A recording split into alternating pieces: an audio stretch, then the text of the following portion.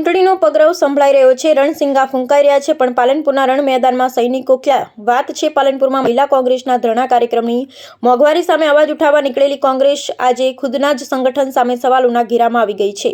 જિલ્લા અને તાલુકા પંચાયતની ચૂંટણી માથે છે। મોંઘવારીનો મુદ્દો ગરમ છે, પણ કાર્યક્રમમાં સન્નાટો છે।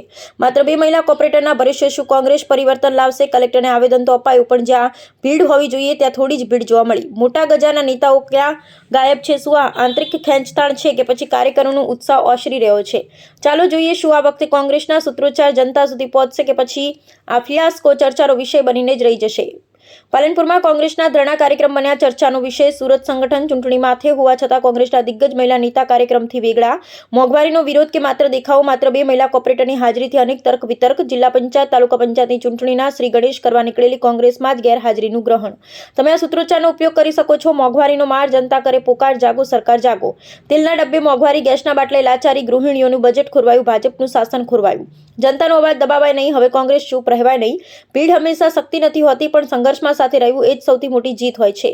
રાજકારણમાં અવાજ ત્યારે જ સંભળાય જ્યારે સંગઠનમાં એકતા હોય। એકલા હાથે તો માત્ર ગુંજારવ થાય, ક્રાંતિ નહીં। અહેવાલ જયંતિભાઈ ઠક્કર, ન્યૂઝ 16 ગુજરાતી।